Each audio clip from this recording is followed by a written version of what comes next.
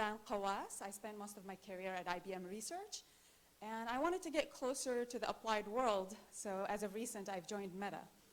I wanted to figure out, after reflecting on 10 years in research, what are the most exciting problems, and what would be the next paradigm for production systems. And I'm a strong believer that RL, and we still haven't figured out a lot of the workflows, as hinted by Professor Sergey Levine, is a very interesting space. And I joined the reagent team at Meta, and I, as of recent, actually transitioned into reality labs, trying to apply RL for AR and VR. But most of my time at Meta, we were trying to figure out how to do RL in production. So I'll discuss the challenges facing reinforcement learning in terms of how can we deploy those models in production. So Professor Sergey Levin did talk about how it's a really long cycle if we want to use classical RL, but how can we leverage offline RL and address key challenges there. So that's what I'll talk to you about today. I'll try to use the clicker.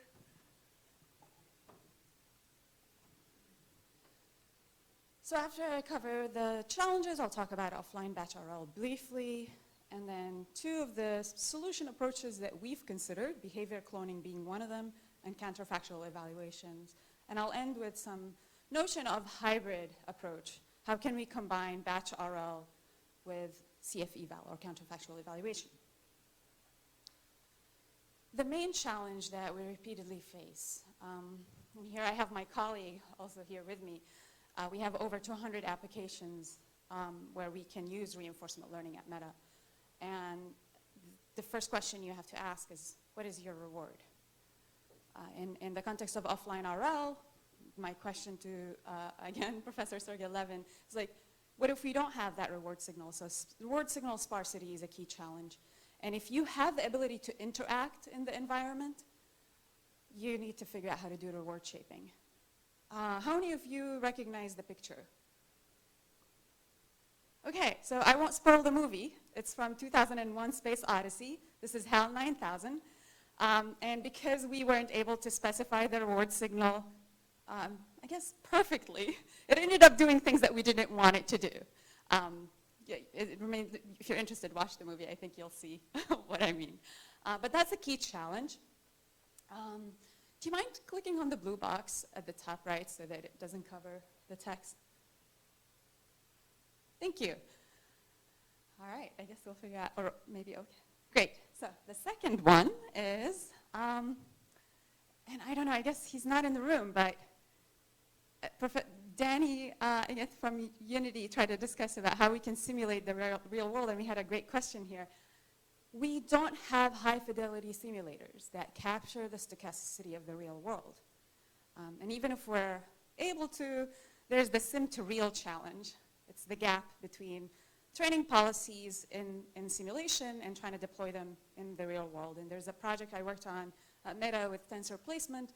We spent quite a bit of time creating a simulator, but then once we moved the policy in hardware, it was actually a deterioration of the original baseline heuristic space baseline. So that's a key challenge that any application, if you really want to use classical RL approaches, you need to create a simulator in order to do that.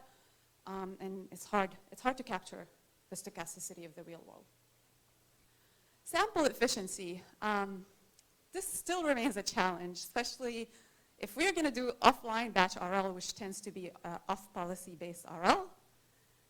You need a lot of interactions with the environment in order to get converged to a good policy.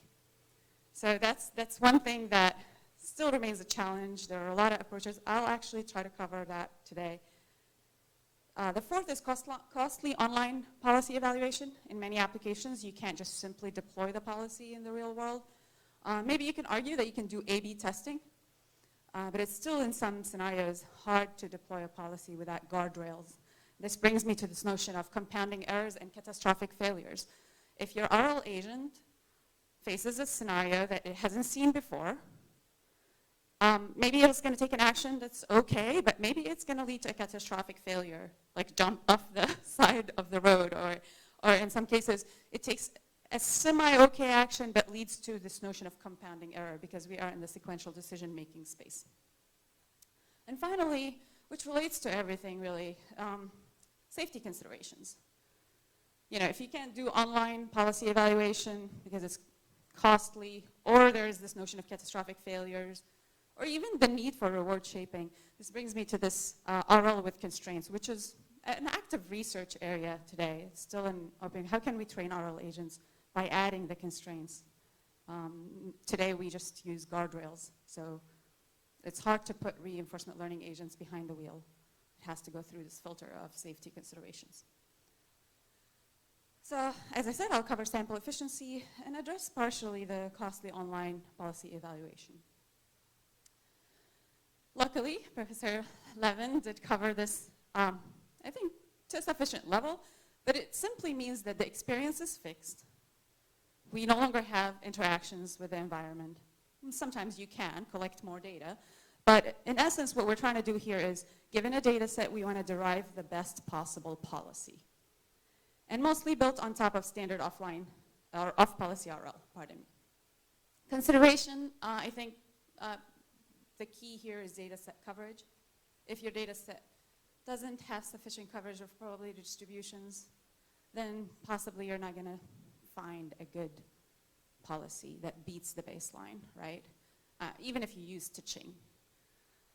Second is limited availability of reward signal. I covered that sufficiently. Sample efficiency also impedes deployment. So when we saw in the previous talk, you know, this notion of really long cycle of deploying RL models, you really need to address sample efficiency in order to accelerate and make the workflows more efficient. Policy evaluation without A/B testing is this notion of costly online evaluation, and then the poor performance relative to production supervised learning approaches or otherwise. Usually we start from the production model and we want to improve upon it, but RL models take a lot of interactions to converge to a good policy. And even if you converge to a good policy, it's hard to beat production policy. So how can we address this? The first solution that handles both this poor performance against production policies as well as the sample efficiency is behavior cloning. Sample efficiency of RL is a critical bottleneck, but if we use behavior cloning, which is a supervised learning approach, maybe we can match production policies and warm start RL. Worst case scenario, you just get the production policy, because that's your starting point, but hopefully you get a step of improvement in the right direction. We can also use behavior cloning-based batch RL, which simply it tries to emphasize what worked best in the data set and even improve upon it. This is covered in the previous talk. So I really encourage you, if you haven't seen it, to go online if you're interested in offline RL or batch RL. Some of the approaches are CRR, advantage weighted regression, Baer, Marwell, or even BCO by Peter Stone et al. It allows for some post-demonstration interaction and model improvement thereof. If you have the ability to do some A/B testing, maybe collect more data, then maybe BCO could be a good approach to this. I want to actually mention the quote here. It says, imitation might be the highest form of flattery, but it reflects the lowest level of intelligence and imagination. And the reason being, maybe RL could bring us a little bit in the right direction above it in realm of intelligence, and maybe counterfactual evaluation could lead us in the step of imagination. Counterfactual evaluation. Who of you have heard of this before, counterfactual evaluation? All right, okay, all right. So, pointer. I think Judea Pearl, the Book of Why, exhaustively covers this notion of counterfactuals and the ladder of causality. So that's one pointer. I don't have time to cover it in details, but it allows us to answer what-if scenarios or questions. What if the US did not land on the moon first? maybe they didn't, but what if scenarios like that can be handled, especially in sequential decision-making notion, is can we predict a certain trajectory? If we have, again, sufficient data set coverage, CF eval is akin to offline A/B tests because it allows you to evaluate your policy without the costly notion of online evaluation. This was covered a little bit by Danny Lang previously. So that's something I think is useful. Why, if we have sufficient data set coverage, maybe CF eval could be akin to offline A/B tests. Classical methods are inverse propensity score, direct method, doubly robust, and we've been exploring other methods as well. And I'll end here, but maybe like this is still not ironed out fully. I'm definitely encourage you to read the paper that Professor Sergey Levine has referenced, because it really touches upon how can we do workflows for offline RL and make the whole cycle more efficient. So the proposal here is to do a hybrid approach. Hybrid RL in the literature covers this notion of combining RL with simulations, but maybe CF eval, which allows you to query hypotheticals, could be used in lieu of a simulator if you have sufficient data set coverage. I can't stress that enough. And of course, behavior cloning-based RL will help us extract and learn good policies. Takeaway, just to summarize everything I said here, there are several challenges faces the efficient deployment of RL models. Reward shaping may be the most important here. Data set coverage is key to the efficacy of offline batch RL. In particular, you know, I did not mention the black swan, but you know, we are familiar with black swans nowadays in the financial markets, but essentially if you don't have that really important scenario in your data set that you want to avoid, that's going to become a big challenge in terms of data set coverage. Behavior cloning may help warm start RL, but also match production policies, which allows you to then deploy RL models faster. CF eval, akin to offline A/B tests, it may short circuit the cycle.